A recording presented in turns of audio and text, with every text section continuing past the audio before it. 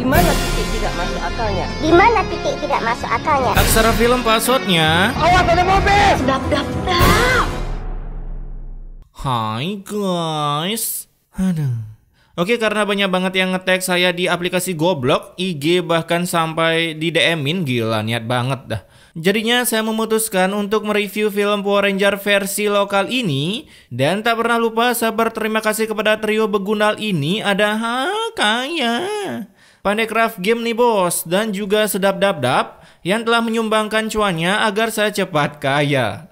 Dan tanpa berbacot ria lagi, mari kita gaskan. Film yang berjudul Tisu Magic ini, salah ya. Film yang berjudul Magicom ini, ya film yang nggak mau banget saya tonton full episodenya karena lebih mending nonton Upin Ipin cuy. Ya coba lihat deh, di awal film aja udah kelihatan lampir cuy. Zaman modern gini masih ada lampir. Film-film luar udah pada bulusukan ke planet Titan, Pluto, bulan. Kita masih aja ngangkat film lampir. Di sana terlihat si lampir yang menjadikan garaga ular Panji sebuah tongkat. Wih, pasti Panji ngamuk sini. Saat itu ia sedang melihat rekaman CCTV melalui bola Dragon Ball-nya karena ia melihat kejadian di mana bocil FF ini tershutdown kan akibat terkena jurus kabut dari Kirigakure. Buset, Kirigakure nggak tuh? Nah, di sana ada bapak ini yang saya nggak tahu namanya, ya sebut saja Udin, yang mencoba membangunkan anak-anak mereka ditambah efek-efek dramatis seperti menangis, tapi bapak ini sangat susah mengeluarkan air matanya. Ya mungkin nggak pakai insto kali ya. Di sisi lain ada sebuah kegiatan pasar Senen yang dibuat oleh para remaja ini, ya kegiatan positif lah ya. Daripada SMA tawuran 1 versus 150. Gila, apalagi sambil bilang, jari temen gue diputusin, gue balik. Gue ambil tuh jari gue kantongin. Kukira Crow Zero, ternyata para Kroco. Cuaks. Lagi wawancara Kevin, pencitraan dikit ya. Wih, terdidik sejak kecil ternyata bakat pencitraannya. Udah gede pasti mau nyalon. Bentar, itu mic-nya dipegang gitu aja gitu? Nggak dikasih ke orang yang diwawancara kah? Oh ya, film ini kan bisa telepati ya. Ngomong dalam hati aja suaranya kayak toa ambulan. Kedengaran sampai luar, pantesan aja nggak butuh mic. Ketika diwawancara, datanglah anggota geng preman Black Mamba yang mencoba menggusur kegiatan itu karena dirasa kurang ada musik jedak-jeduk saat acara dilakukan. Ya ilah, dek, elu digusur malah senyum Pepsoden. Nah, daripada digusur oleh preman Black Mamba, para member pasar Senen pun berniat menyogoknya dengan uang, dan tentunya itu mampu meredakan emosi para preman ini karena mereka memutuskan untuk langsung log out dari sana. Kebiasaan asal ada duit lancar. Di sisi lain ada Udin yang sedang mengantar para bocil FF ini ke ruang mayat, ke rumah sakit untuk diganti skinnya memakai baju green screen. Bagaimana dengan kondisi pasien saat ini? Badannya sudah mulai membiru. Buset, mau jadi avatar ya? Seperti biasa, selang bensin selalu terhubung dengan pasien, sedangkan video detak jantung di-download di YouTube, ya kemungkinan Jantungnya terus melemah. Pantau terus jantungnya ya. ini suster lagi ngerjain ulangan disuruh mantau jantung. Bagaimana suster? Kalau detak jantung pasien tidak kembali, itu bisa bahaya bagi organ vital lainnya, dok. Ya ilah, dia ngejelasin kayak gitu sama dokter. Logikanya di mana? Dokter kan nanya kondisi pasien, ini malah ngasih tahu pengertian kalau jantung berhenti berdenyut. Kala itu dokter pun mencoba mengedo tensi bocil FF ini agar bisa kembali hidup. Sedangkan untuk bocil-bocil yang lainnya masih dipantau oleh para suster sambil mengerjakan ulangannya. Kemudian dengan ketulusan hati si Udin, ia pun mendoakan agar para bocil FF itu terselamatkan supaya mereka bisa mabar bareng. Lalu kita dibawalah ke sebuah dunia genjutsu di mana istri Udin ini melihat anaknya diselimuti cahaya flash, aduh silaunya, dan meminta bantuan ke ibunya untuk mendoakannya agar nyawanya bisa berflicker kembali ke raganya. Karena ternyata nyawa mereka sedang berseliweran memakai baju putih-putih seperti mau foto keluarga. Dan sungguh terkagetnya mereka ketika kembali ke rumah karena melihat kondisi rumah berduka atas tershutdownnya pasukan bocil FF ini. Aduh, udah gak bisa berkata-kata apa-apa lagi dah gue. Tak lama kemudian berflikerlah jiwa mereka ke Asgard bersama kameramen yang dengan senantiasa menemani perjalanan mereka, di mana di sana mereka mendengar suara-suara doa dari ibunya yang saat itu sedang berdoa berharap jiwa anaknya bisa berflicker kembali ke bumi. Dan benar saja, dengan menggunakan portal Bifrost, jiwa bocil yang bernama Naura ini berhasil kembali ke raganya, disusul dengan teman-temannya satu persatu yang menteleportkan dirinya kembali ke bumi karena doa dari orang tuanya. Kecuali si begundal ini, tim tuh, nggak ada yang doain, jadi staycation di Asgard. Saat itu hanya si bocil inilah yang tidak dapat diselamatkan, ya sebut saja Rasya, karena ternyata ulah dari si lampir ini yang membuat sebuah sihir agar jiwa si Rasya tak dapat berflicker kembali ke raganya. Buset dah, zaman modern gini masih aja ada ginian. Tolong dong pesulap merah bongkar. Di sisi lain ada seorang Hatake Kakashi versi lokal dengan nenek-nenek. Mengetahui ada salah satu anak yang tak bisa berflicker ke bumi, jadinya dengan duduk bersila menggunakan sandal homipednya, mereka pun membuat sebuah segel tangan berharap bisa menolong Rasya berflicker ke bumi. Buset, efek apaan tuh?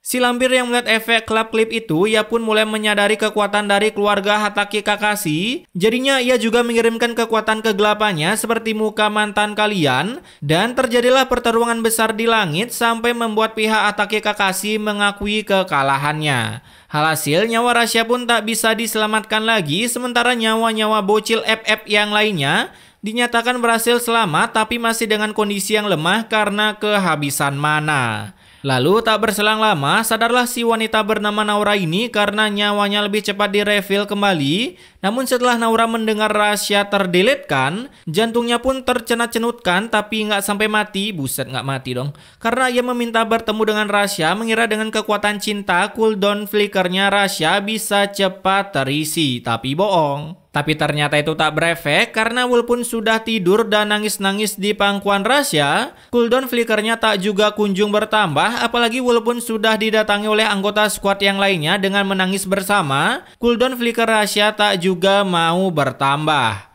Kala itu si Udin pun memiliki ide daripada menggunakan kekuatan cinta, mending menggunakan kekuatan doa untuk memanggil jiwa Rasya yang ternyata sedang kesasar ke dunia green screen.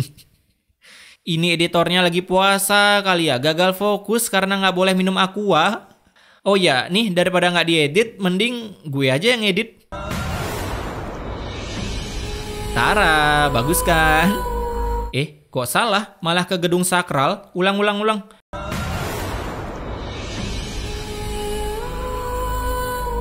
Tara, bagus kan? Lawan Thanos dah lu sana. Maafin aku juga, Pak. Kayaknya aku harus tinggalin kalian semua. Tapi yang lebih bagus sih ini.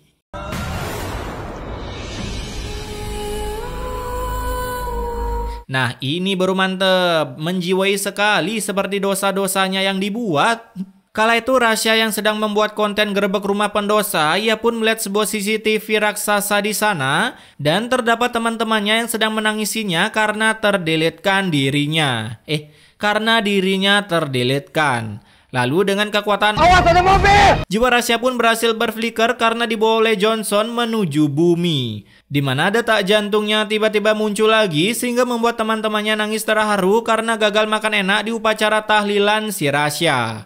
Terlebih lagi yang membuat saya ingin menggedik salah satu squad ini karena lihat deh. Ya. Nah, Naura. Bisa-bisanya belum selesai take shooting udah selebrasi angkat 2 jari. Kala itu dokter pun memberitahu kalau Rasya sedang sakni, memanggil nama-nama Naura, dan ia pun tiba-tiba tersadarkan setelah selang bensinnya terisi full. Apalagi setelah mendengar Naura sedang berada di mode sleepnya alias pingsan, semangat 45 dari Rasya pun muncul, ingin menjenguk Naura karena kesempatan untuk enggak dong. Dimana ternyata si Naura ini sedang membuat konten prank tanpa dada-dada ke kamera karena ia ternyata pura-pura pingsan agar si Rasya mau menghidupkan keran di matanya dan berkata, "Oh, lu sadar. Gue bakal cuciin sepeda lu tiap hari." Buset, udah SMA masih naik sepeda? Bullshit banget ya guys. Setelah mendengar akan mencuci sepeda milik Siva yang dicuri, si Naura pun akhirnya tersadarkan padahal Udin berharap ia terbenatkan karena tak suka memiliki anak yang suka ngeprank. Siap. Nah, setelah semuanya kembali ke bumi yang tercinta ini, akhirnya keluarga Hatake Kakashi bisa tenang. Aku harus telepon Pak Fatir. Anak-anak bagaimana, Pak? Lah, ini ninja punya ilmu gaib masih pakai HP? Rugi bisa telepati. Ini lagi ninja apa manusia silver? Di sisi lain ada geng The Beast dan ada Jeremy Pauline sewaktu belum pintar. Di sana ia membuat sebuah rencana untuk membuka pasar Senen kembali di depan panti asuhan agar anak-anak panti yang telah diberi sumbangan itu membelikan uang sumbangannya itu sebuah baju di pasar Senen yang mereka buat. Lalu uangnya itu nantinya akan disumbangkan lagi ke panti asuhan. Wow, sungguh rantai makanan sekali ya guys. Kala itu ibu ini pun menyuruh anaknya untuk mendekati salah satu geng Beauty and the Beast itu untuk merubah keturunannya, ya agar spek keturunannya mirip-mirip spek Aerox. Lalu pembicaraan itu pun didengar oleh siapalah ini, kagak kenal gue sumpah, pusing gue nonton ini film. Ya sebut saja Jamal. Dava, Rehan, jangan-jangan mereka anak-anakku. Lah, mana saya tahu? Lu ngecas di mana sampai lupa sama anak sendiri? Setelah melihat wujud fisik dari Dava dan Rehan, bapak ini pun segera log out dari sana karena takut ia digedik oleh geng Beauty and the Beast itu setelah mengetahui kalau bapaknya numpang menanam benih doang di rahim ibunya. Asik. Ya ceritanya bapak ini fucek boy lah waktu dulu.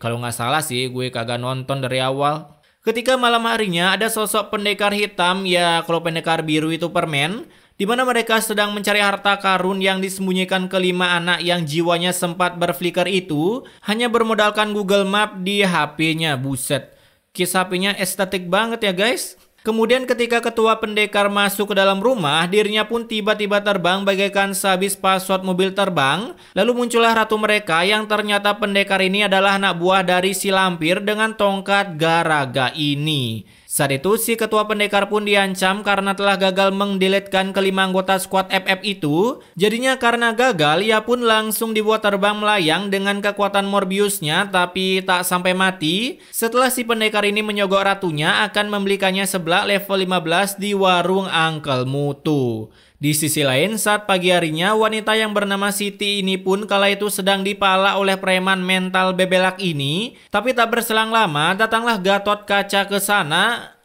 Ini lebih ke Gatot Kacau. Ya kali Gatot Kaca kayak Barbie gini. Dan dengan stack yang sudah full ditambah dengan voice over Om Telolet para preman itu pun kabur terketar-ketirkan. Dan film pun bersambung. Akhirnya film ini bersambung. Yes. Oke, pesan immortalnya di sini, janganlah lupa ngedit film. Ya kali langsung gas aja ditayangin. Tapi intinya stay wak-wak guys.